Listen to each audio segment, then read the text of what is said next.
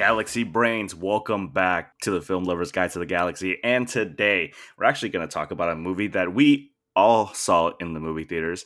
Olivia Wilde's sophomore feature, Don't Worry, Darling, starring Florence Pugh, got Harry Styles in there. A movie that I think has more controversy or speculation around it before people even got to see the movie. But we'll talk about all that as we come on up. But if you guys have been listening to the show, you guys know how we start this. So I'm not gonna. The point of this rant is this. Let's say that costs you like $20,000 a year, okay? And the insurance covers $80,000. You're like, oh, it's a pretty good deal. Well, no, you have cancer. What's the worst thing you'll do for $1 million? Fuck you! Stop fucking dropping oil into the Gulf, you dipshits. Fucking morons. Joe, what is on your mind this week? I think serving sizes should be changed in a lot of things. I was eating pasta the other day. I think I was trying to figure out how many servings. I was asking a friend of mine that how many servings come in like a little pasta thing. Let's like spaghetti. So I got spaghetti, like the regular spaghetti thing, and I just eyeballed. I'm like, all right, this much, and I have it. That bag is supposed to be like 8 servings, and we're talking like the regular spaghetti. You know what I mean? Jared, you're muted. Completely muted. On the PC, not on your mic. I have no idea because I didn't do that. That's very strange. Or you were saying something? Okay, you're eating pasta somewhere now at a restaurant or no. So at home. I was boiling my own stuff. Okay, right. So now, is it from the box? It's from the one not the hard box, but like the one that comes in like the plastic bag. You know what I mean? Like the ones about that big. Oh, so it's like pre-made pasta, but it's just cold. You just got to warm it up. No, it's completely dry. You know the long strings of spaghetti, right? You know they come in that long, and you take off like that much of it, boil it, whatever. Yeah. And so I just don't know, and that I'm only thinking about that because I just happen to be eating a lot of pasta. I just can't, and also with box pasta with like macaroni or stuff, I use like half the box. I feel like I think pasta is a real bad measure for this kind of thing. Yeah.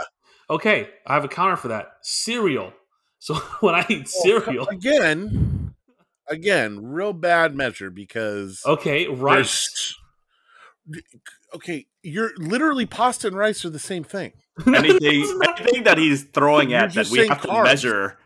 So here's the thing. Okay, so the thing is, I think for a lot of things out there, outside of maybe candy or something, when you look at actual serving size of these things, they're not very big, right? And so I'm not trying to say, hey, Americans are fat and we eat a lot. I think that, I think the only benefit of having a really small serving size to make that nutritional value like really like noticeably small, like, oh, this is only 300 calories, but you have to eat like a third of a spoon of something and have like maybe this much milk.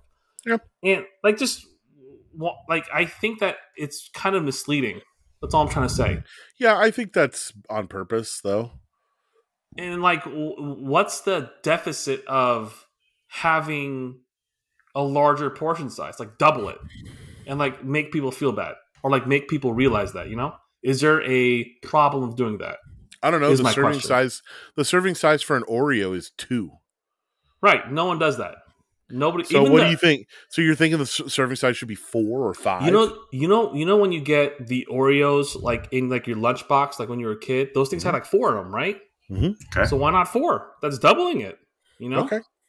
That's all I'm trying to say. I think because for a lot because instead of 140, it's going to be 280. 280. Right, and so first of all, let's be real here. Not a lot of people look at that label, anyways. Really, and for the people that do, why not help them out? I also don't think people have a good concept of how much, like, if you ate like a piece of meat, how much 280 calories worth of meat would look like next to 4 Oreos. You know what I mean? Well, how about this then? There's no concept for it. Well, instead of saying a box of, I'll go back to the pasta thing. Let's say instead of a box of pasta having like 8 servings, have a smaller box and say this is 2 servings of pasta. So you'll have an idea what's exactly half, and like this is supposed to be half. Something like that. Okay. And it's just been really I mean, this is one of your more softer takes. I like reasonable. I would say like pretty my pedestrian. takes are great. Great. No. I'm not saying You your know- takes are bad. I'm saying this is like pretty pedestrian. Like, yeah, Like- I can get It's behind a very this. measured. Okay, it's a very so- I know measured maybe take. I'm a psychopath. Because but- like that's what I mean. Think about it. Like if you go to a restaurant and let's say you got burger and fries, Mhm. right? And assuming it's not like ridiculous amount of food, but like whatever you think a normal amount of food is, you would consider that one serving for a meal, right? Like that's reasonable. If you went to In-N-Out, got fries, a drink, and a yes, and a burger, That is one, yeah, there's one once a meal. But like if you look anywhere else, they'd probably make that 4 servings, right? Like I don't know. like, I don't. conceptually is what I'm trying to say. Yeah, right? maybe. I mean, I don't know. I think that the term of portion sizes should be redefined. And the segue to that, and I'll make this short, is when I have been watching a lot of shows and stuff like that on all the streaming devices, and I'm gonna ask you guys this: if you were to evaluate me, right, and I tell you guys how much I watch TV and all that kind of stuff, if from a scale from 1 to a 10, where 1 is the guy that doesn't own a TV, and 10 is the guy that watches everything everywhere, where do you think I fall? You're a 5. You think I think I'm right in the average, really? Yeah. Out of everyone in the US. Yep.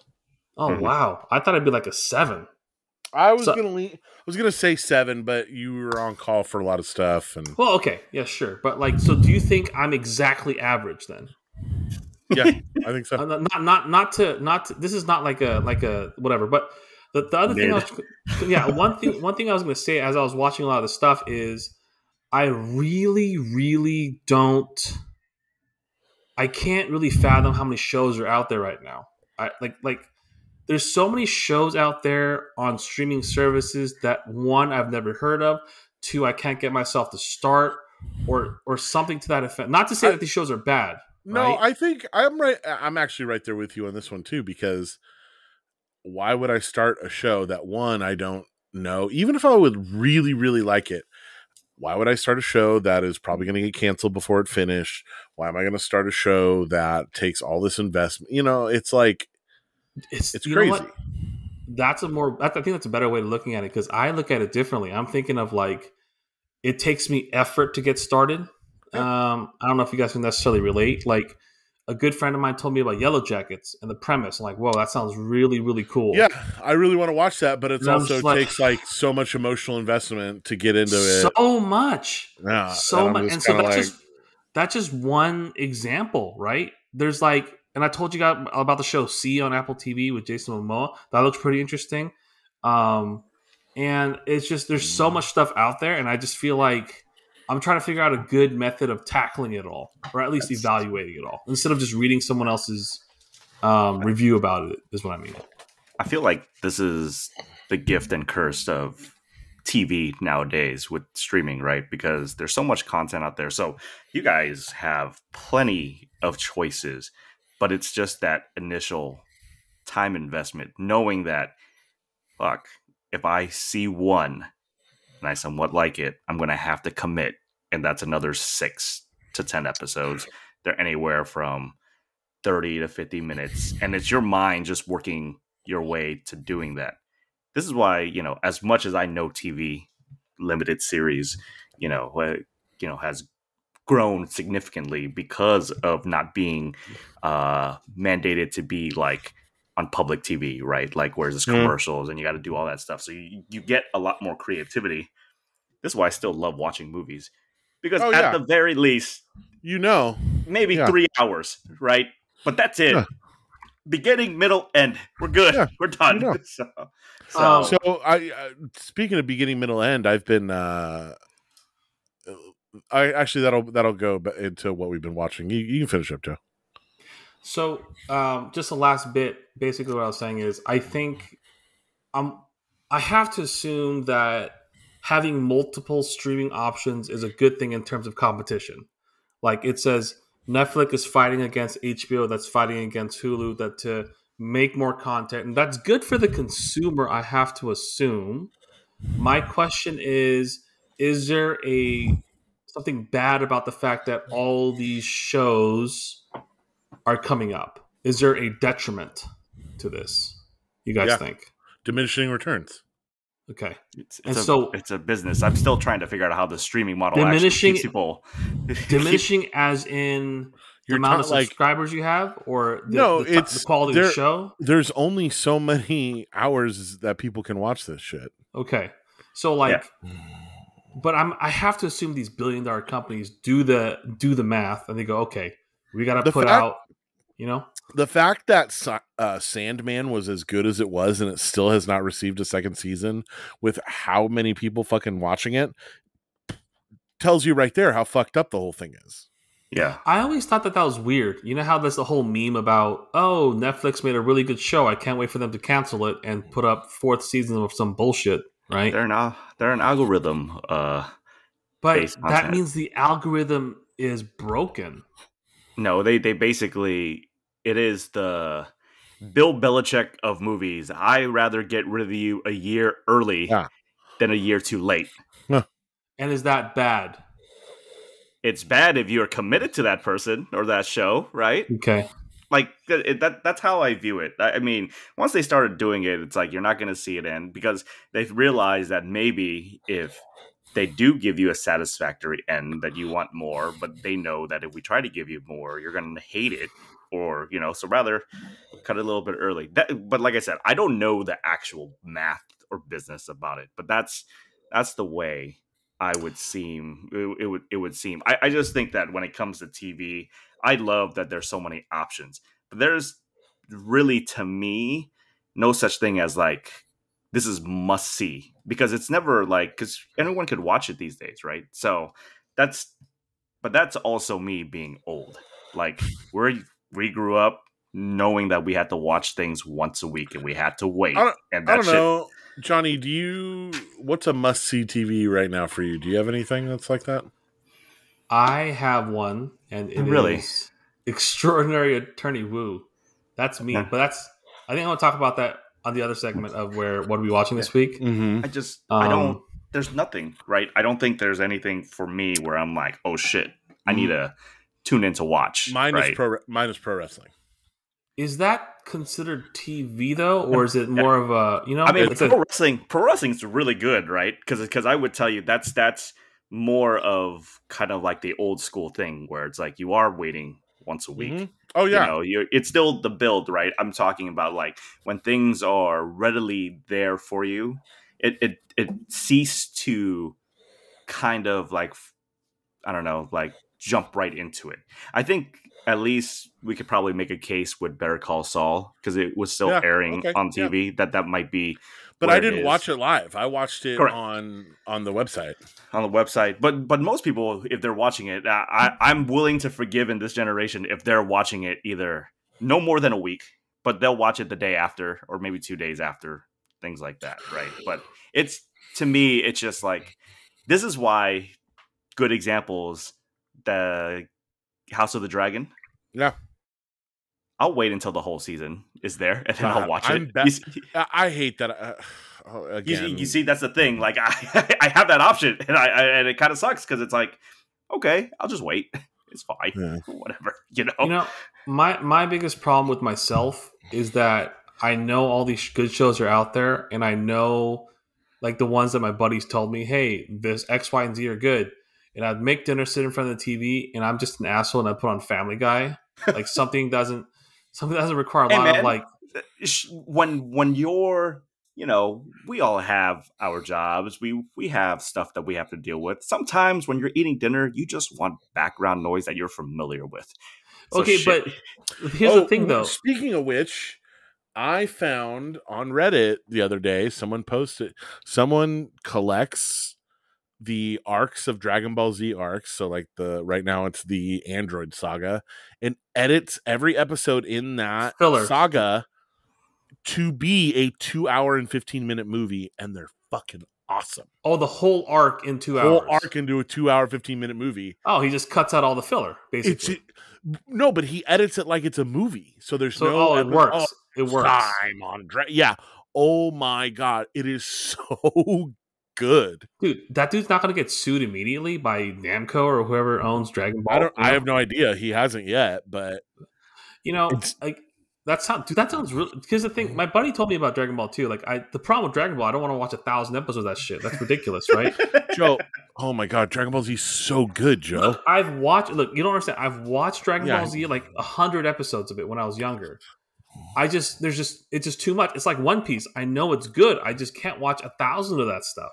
It's and it brings back to the beginning of the point. It's just mentally, you know that like there's a lot of a time commitment, whether it's good or not. You got to commit to it, and that's a lot.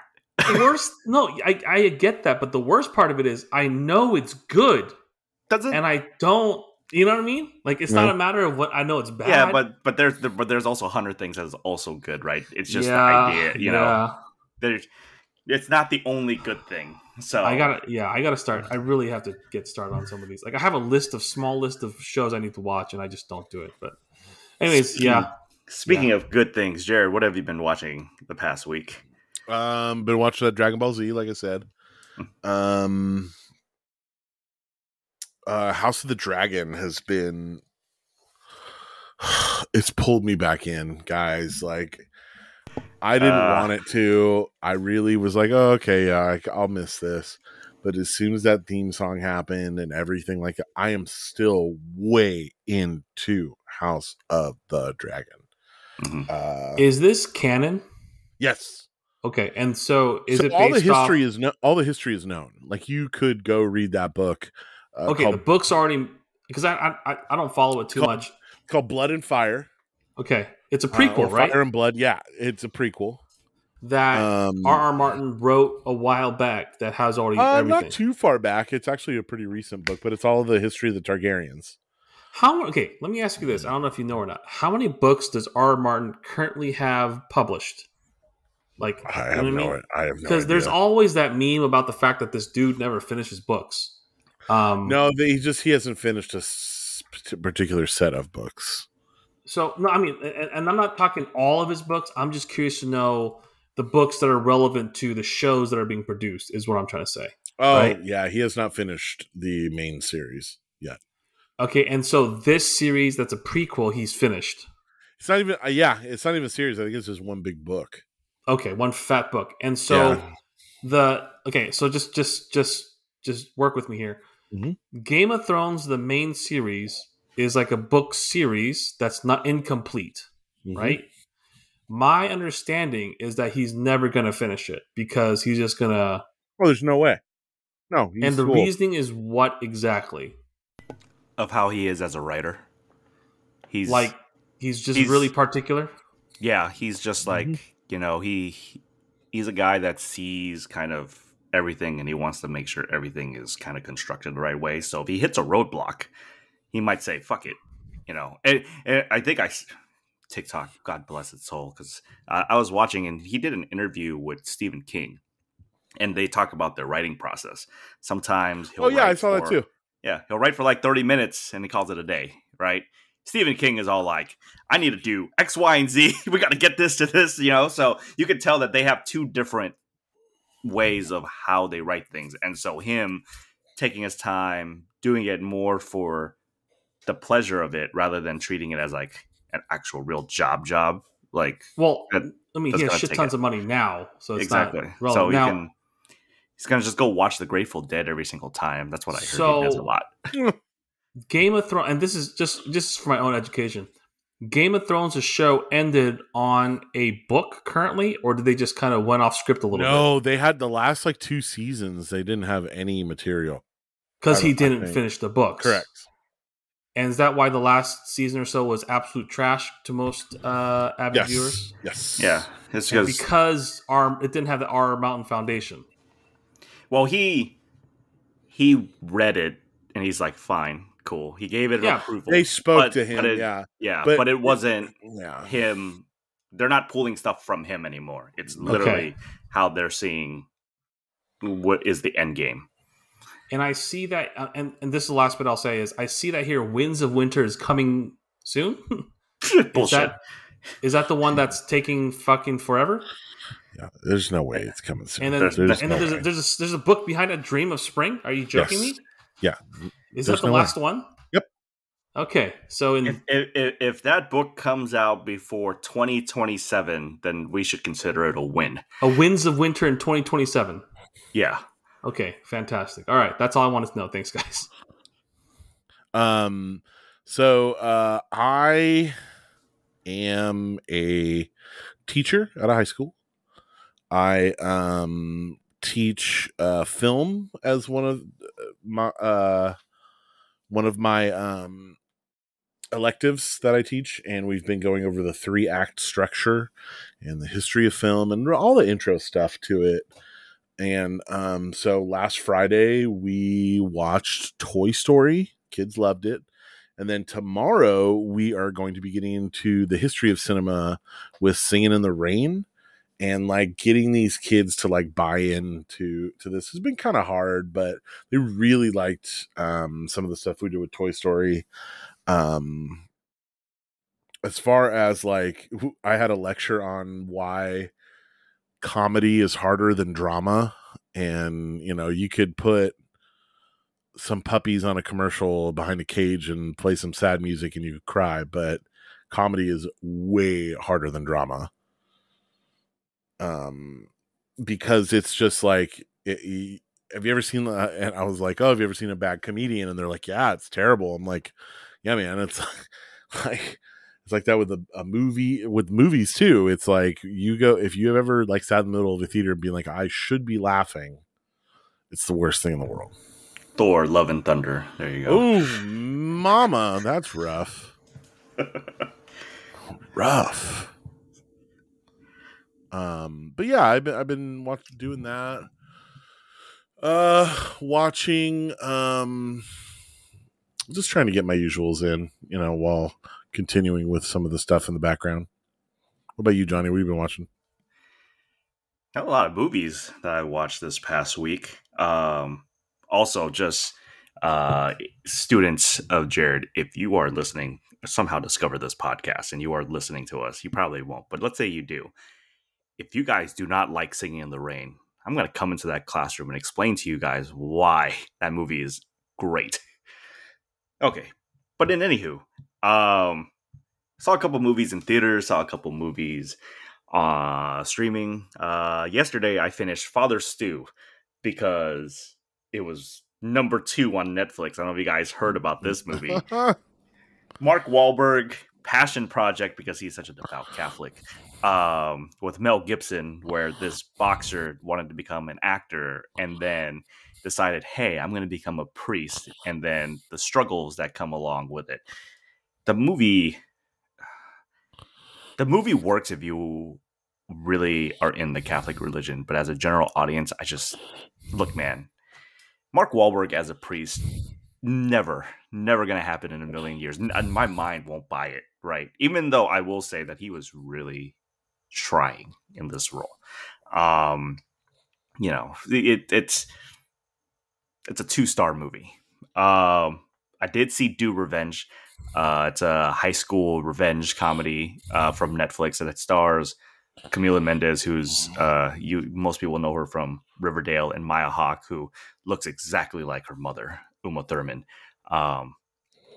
One of the better comedies I've seen this year. It has a lot of cliches, but they do it with a wink and a smile. But the chemistry between them two works really well. So if you want something that is just light and it's fun, that's a good movie to watch.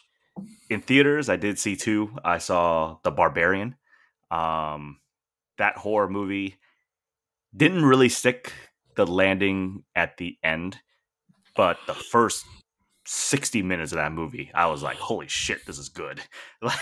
So if you guys are looking for a horror movie to watch, check that out. I would suggest not watching the actual trailer. Just go into this movie a little blind. And then another one I saw was God's Country. It stars Thandie Newton. Basically, it's an indie kind of drama that has a lot of escalation that happens. She lives in this house. These guys are invading her property, and it's kind of like a tit for tat that kind of goes on. It's only an hour and a half, but it's probably one of the best movies I've seen so far this year. She is absolutely incredible in this movie. So, yeah, I watched a lot of movies this week, which is pretty good. Oh, another thing I got 2K23. I saw a big country right there. Yeah, no, big country Was it breakfast. Country Spawn. breakfast. Yeah. That is right. And then I have another player named Big Dipper. Big Dippin'. All right, Joe. It's fine. Yeah, it's fine, fun. yeah. It's 2K. I like playing a lot of the my player and making builds. I think that's where most of my fun comes from. Yeah. Because why would I play online? Well, you don't want to play against 15-year-old kids not passing you the ball and dribbling 22 out of the 24 seconds just to see if they could kind of cross this person over and then brick a shot. Or if they don't think it's a good shot, they pass it to you expecting you to shoot it. I'm like, get out of here. What about you, G? What have you been watching this past week? Aside from what we're going to talk about today, I actually watched a movie that came out in 2015 called Age of Adeline. It was Harrison Ford. Yeah, Harrison Ford. Riley. I mean, I know that it got pretty mixed reviews, and I kind of understood the concept, so it was fine. Like, it's not anything really write home about, which is pretty much the take of most other reviews, I'd say. So it was pretty accurate. So I got exactly what I wanted, and I still think Blake Lively is super hot. So there you go.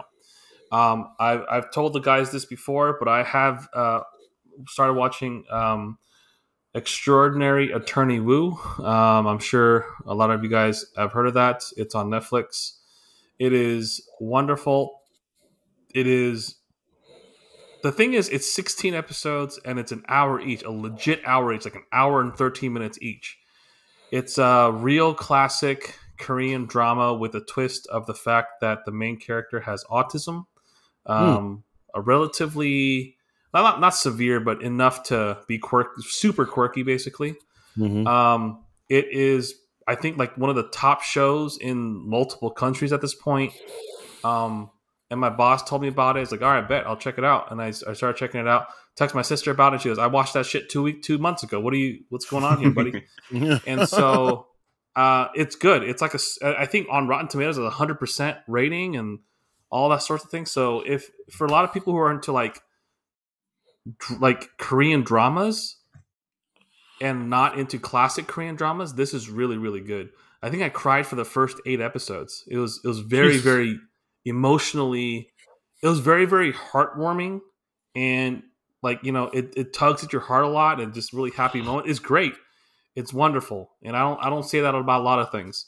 And I started yesterday, so I'm 10 episodes in. So I've watched 10 hours of this show in a day and a half. Okay. Jesus. It is. But here's the thing. What? I've only done that for Severance as well. And Severance was fantastic. You want to know what the definition of binge is? This is your definition. I know. Yeah. So see, it's very different, right? And so, yeah, it's the fucking thing about Korean dramas is they always leave the freaking story at a fucking cliffhanger. And the second thing is the story moves so freaking slow that I'm like, come on, man, this is ridiculous. And it has a pretty much, you guys remember how House was really, really popular, like first couple seasons? Like, yes. It has a certain format to it, It has a drama portion of it, it has a medical portion of it, and it has a drama, So the feel for the show is quite similar to that.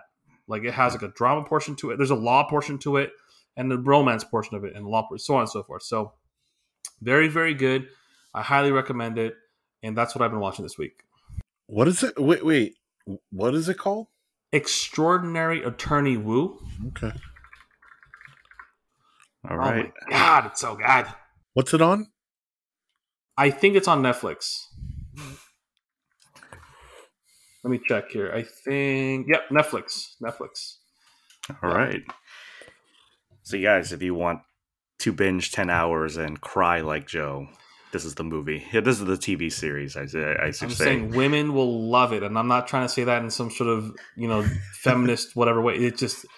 It's great. It is fantastic. Speaking of feminist takes, Don't Worry, Darling just came out this past week. Oh, man. This is a movie that one, if you guys are listening, there is going to be spoilers ahead, just because there's stuff that we have to talk about within this movie, and I don't want to tiptoe around it. So, spoiler warning: if you guys haven't seen the movie, go check it out. I think you know. All right, so don't worry, darling. I think the biggest thing is that I remember seeing the trailer for the first time. I thought, oh, okay, this movie looks fine. I'm okay with that. And then you start hearing all this The shit, drama and the bullshit. Okay, so before we get into the movie, what is your thoughts about just the lead up to the movie, just the stuff that you've been hearing or just reading? I am, as you can tell by tonight, my name. Okay. It is not unusual for there to be screaming on a film set. That is pretty normal. Whether it should happen or not happen, people are emotions are riding high. It's very intense, yada yada. That happens.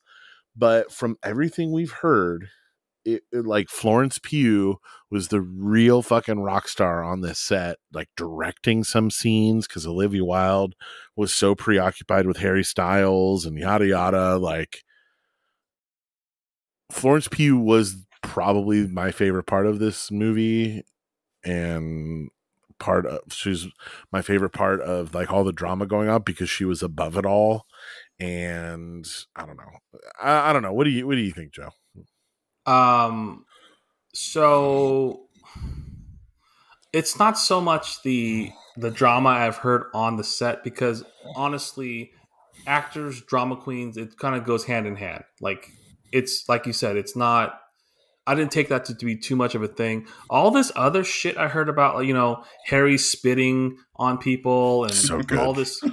so fucking good. So here's the thing. For one, I genuinely think that this was blown bigger than it actually was. Oh yeah, for sure. And two, okay, mind you, this was going on at the exact same time. Joe, this has nothing to do. This won't even register with you, Johnny. This was happening at the same exact time as the AEW fallout from All Out. So I'm going back and forth, Twitter, a TikTok, this and that. I'm just going like, the whole spitting in his lap. I think it would be much funnier if he tried to spit in his lap, but was so nervous that nothing came out. Because he talked himself up all night, isn't it? Like, I'm gonna fucking spit in his lap, and dude, okay, and his mouth is dry and couldn't do it. I just think that I don't think Olivia Wilde is capable enough. No. Like, this is my tinfoil hat theory. Mm-hmm. Like, oh, you make this like a way to hype up the film, like give them some outside BS, right? To like, for people, like for TikTok, Instagram, Twitter feed to pick it all up. No. I think this was genuine bullshit happening in the background. 100% genuine bullshit. And it's not a 10 out of 10 that everyone blows it up to. It's probably some sort of 5 or 6 out of 10. A lot of disagreements and all that kind of stuff that could be attributed to a lot of things. So it's a bunch of nothing is what I'm thinking for the stuff that led up to the film. I completely agree. And there's a lot of things, when we think about how she presented the movie, and she got like her divorce papers during that time. And Jason Sudeikis, for everybody listening, Jason Sudeikis has no control over when they're going to give her those papers. The servicers go to where they know she's going to be and then give it to her. Yeah. And then, we hear about Shia LaBeouf, how... And like I said, there's Shia LaBeouf supposed to be on the movie, but then she's all like, don't condone this kind of behavior, so she kicked him out. But then he's saying that like he left on his own volition, whatever. Yeah. So all these, there's speculation, rumors, stuff like that, which leads us into the movie that just came out. Oh, okay. Oh my God. Okay, I want to hear what you think, Jared. Oh, Johnny, you first. Okay, so here are my thoughts of this movie. We talk about you. I'm glad you brought up the 3-act structure. I thought the first 2 acts was fine. I thought it was passable. It was entertaining. I think that I don't know. the two standouts in this movie was Florence Pugh, which, because when you think about her character, it just she wasn't given enough depth, and Chris Pine. I thought he was pretty fun in that movie. He's like hamming it up. He knew what his role was in this movie, and he's having fun with it. Yeah. But then, you're watching this movie. Alice, her character, is going through, and she's thinking to herself, "There's something that is wrong. What is the Victory Project? What are we doing here?" And we get these questions. So that there's going to be something that's going to drop. There's a twist that happens. When did you figure out the twist beforehand? Did you? I didn't care. I was just watching it, right? So I thought in myself, like, they are trapped in some kind of way. How it is doesn't really matter to me, right?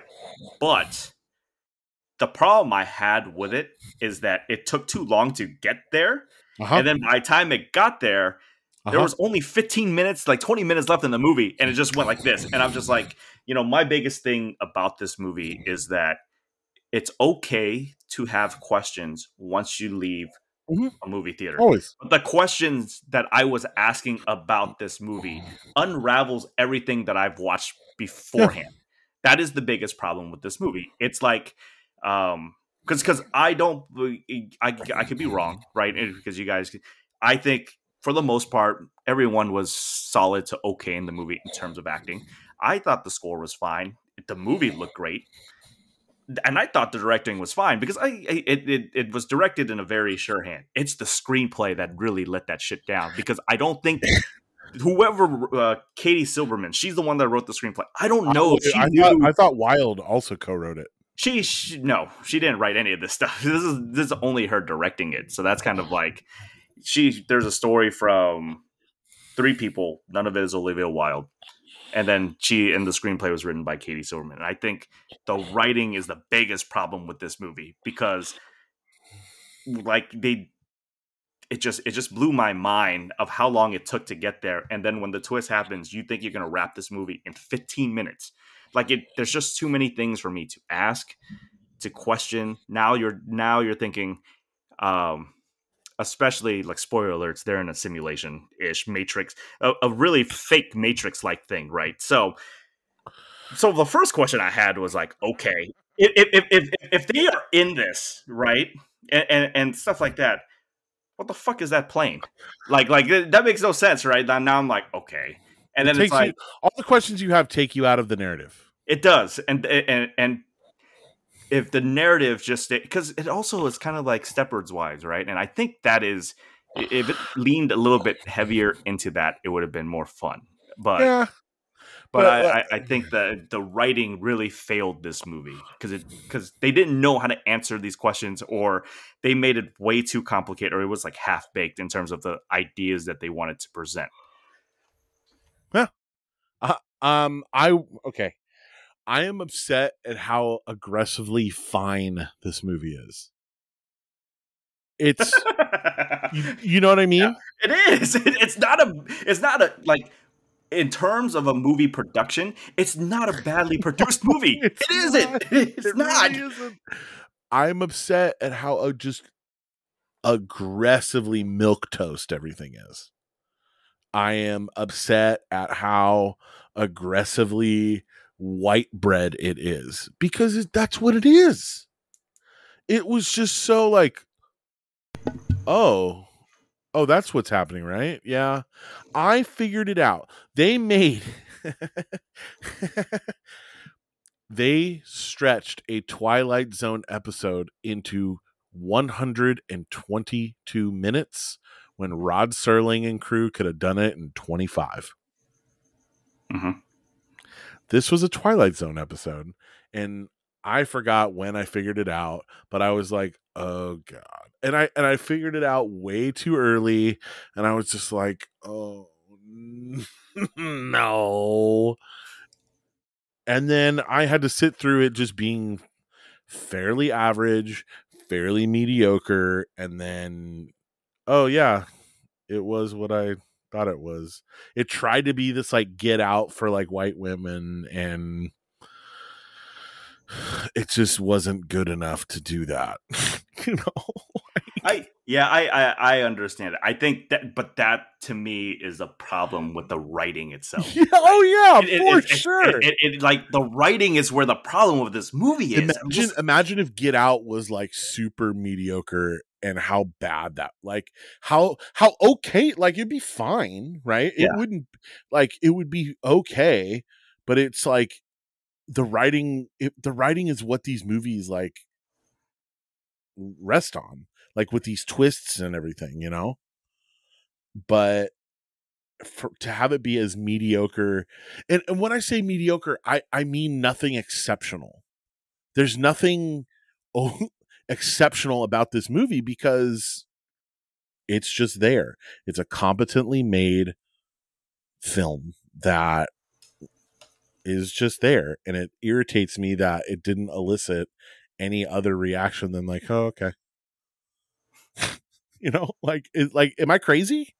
I mean, if it was supposed to be a screaming pile of shit, I want it to be like a pile of Yeah. shit. But it wasn't. And that's where the problem was with this movie. is Yeah. that, like, I want to be like, God, this is terrible. Because the reviews that we talk about, the most fun are the ones that are just screaming awful piles of dog shit, or really fun, good movies. Not like, yeah, it was fine. Man, I don't know why you guys are giving so much credit. It was just trash. This movie was like if you took like a pretty decent car and put 100,000-mile engine in it. I think that obviously the writing was absolute garbage, and I thought the first hour and 30 minutes was some like film kids' first project with the weird ass like dancing women with the eyeballs and like a lot of references to stuff. You know, so when I watched it, I want to say like I was one of 4 dudes, because it was a decently full theater. And I was like one of 4 dudes, and I think every single girl that was there for Harry Styles. And I do not think individually Florence or Harry Styles did a bad job as an actor. No. Right? I think that Harry Styles did a great job as a suave guy inside and the weirdo outside. He did his job. Yeah, Florence did a good job. Mick Kroll, Chris Pine, fun to watch, all that kind of stuff. It's just they did what the writers told them to do. But the writing they did their job. The writing was absolute dog shit. And who wrote this? Like, it was Katie Silberman. I'm trying to figure out who to blame for this, because like is it Olivia Wilde or is it Katie Silberman? If we took what Olivia Wilde says to heart, that like at the end of the day, if it's a bad movie, it's on the director, then okay, we'll blame her for it. But I don't think there's things, you know, I guess the way I look at it is that your screenplay is your template. A good director will elevate a screenplay.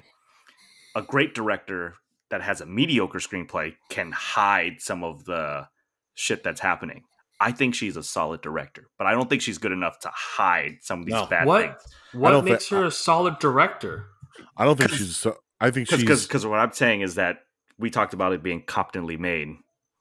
That makes her solid. Plus, she made Booksmart, because I don't want people forgetting about that movie. That movie is good. Like, you know, we could say it might be a one-hit wonder, but it's like when we think about the movie itself, like when I was watching this, I was thinking to myself, it has nothing to do with the direction she wanted to take the movie. I really think it's just the writing is just so bad that it's just like it kind of torpedoed anything that she was trying to do in the movie. I mean, does she have training as a director? No. At all? No, her first movie was Booksmart. So like yes, anyone can. She might have directed. Gold. Did she direct any like House episodes that she was on? Or There's anything? no fucking way she directed House episodes. Joe, you forget how fucking terrible that show was towards the end. So I mean, here's the thing. I think that they should stop giving actors all this money to direct a film. I mean, I think she got it because of if Booksmart was the reason why. And at this point, you got to just kind of cut your losses here. I don't think she is a good director. I think she's kind of a piece of shit sometimes, and I just think that she's an unpleasant person. I think there's too many.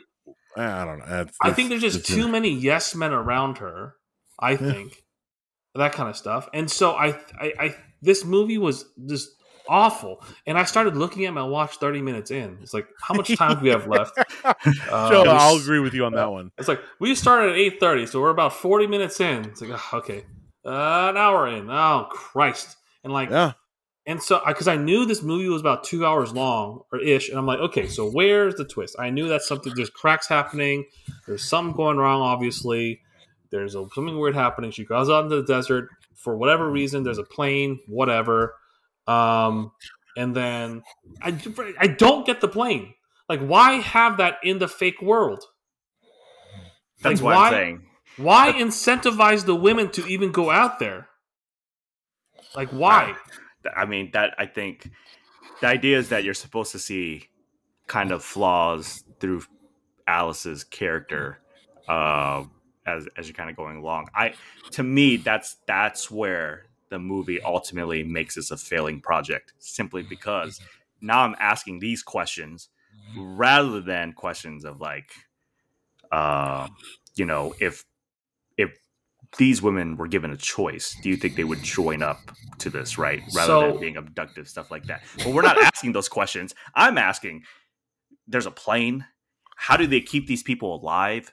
Like, well, they explained it very little, but it's like now I'm asking really, and then when Harry Styles, spoiler alert, dies, we're not spoilers, but when he dies, Olivia Wilde's character comes in and be like, if they die in this world, they die in the other world. I'm like, when did we establish this? How does this happen, right? Like, look, I'm asking, you're throwing these things at me when these aren't the questions I should be asking. It tried to go very Inception on us, and it was like, wait, guys, you have not earned that. I think that if you had to make this movie 2 hours, I think you can build the entire world in 30 minutes. Joe, the Twilight Zone's done episodes just like this in 25 minutes. Right. So the point the point I'm making is this. Let's say that you're required to do 2 hours for this shit. You spend 30 minutes building it, 30 minutes breaking it down, seeing all this cracks, and spend the second half of the movie on the other side. And like trying to be like, what the fuck is going on? Let's find all these women. That kind of sort of stuff. That would be kind of cool, I think.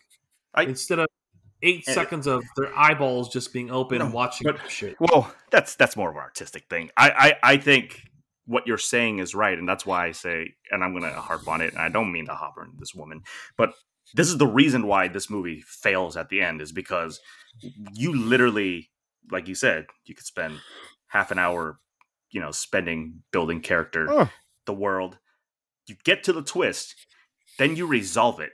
The problem is that when we get there literally is 20 minutes left. To Joe's point, that means you just spent an hour and 40 minutes going through this melodramatic situation when you, in your mind, as we're watching, know that something is going to drop. Uninteresting. Right? Or if you're going to do that, at least make your characters and everything interesting. Like, it should have been like, oh, fuck, this is a wrench I didn't see coming. Or, like these characters are just so like, oh, okay, yeah.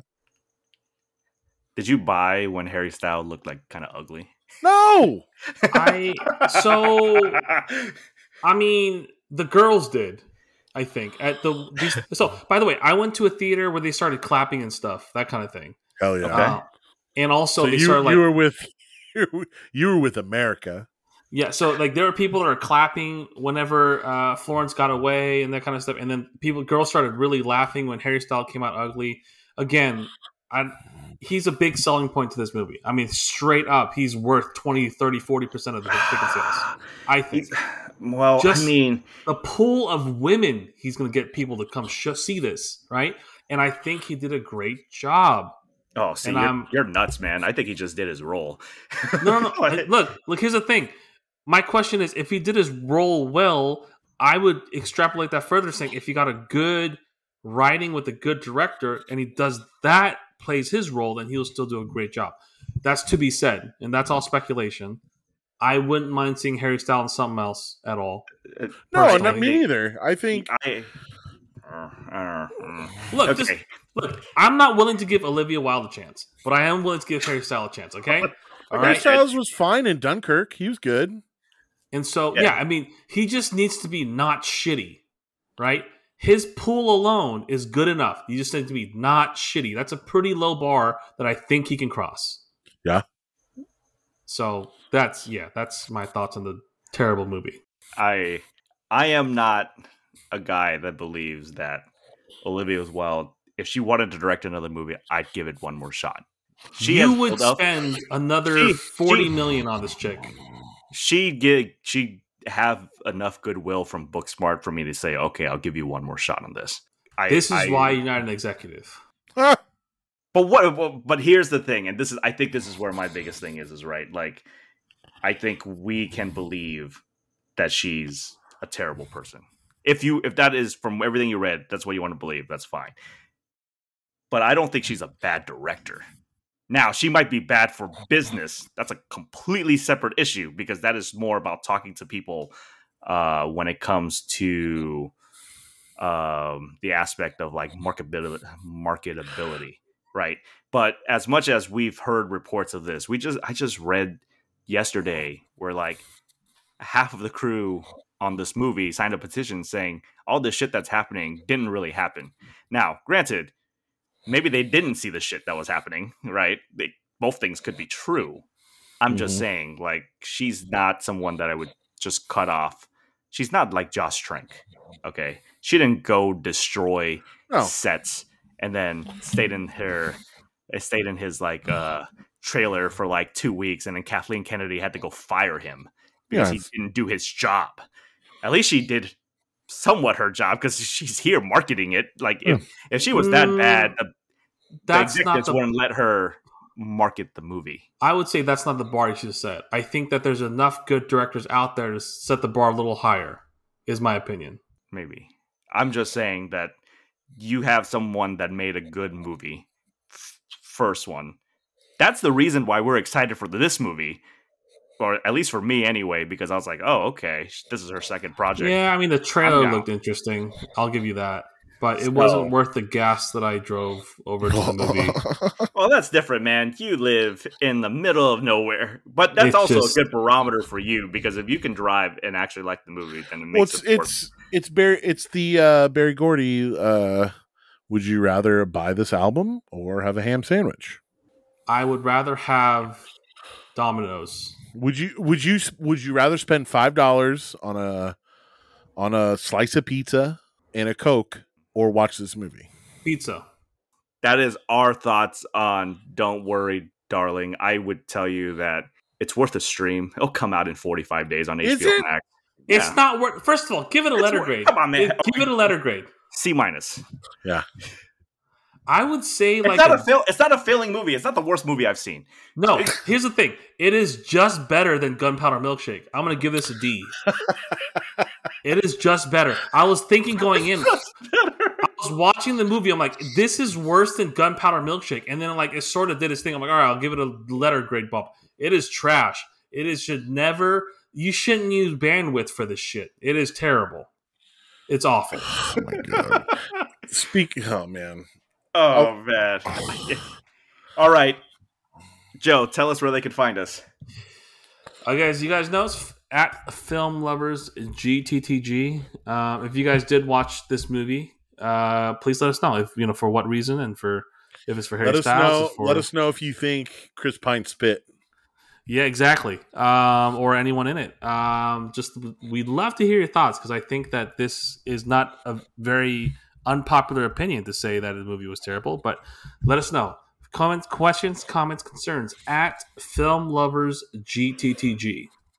Jared? You can find me at JLuthy on Instagram, or not on Instagram, on Twitter, JLUTHY. I tweet about all kinds of stuff. Pro wrestling, we have a good time over there. You guys can find me on Twitter, Letterboxd, TikTok for all I care, at JNO11, JNGO11. Just as a side note, these are the movies I think that are better than Don't Worry, Darling from this year. I think I like this movie better than Death at the Nile. Jurassic World Dominion or Jurassic, whatever the last Jurassic World is. I could care less. This movie was better than that. It was also better than Pinocchio, but we already talked about Pinocchio being the worst movie I've seen this year by like a mile. That being said, you I guys. can agree with all of those. All right, you guys. Hope you see this movie. Let us know what you think. Until next week, we'll talk to you guys soon.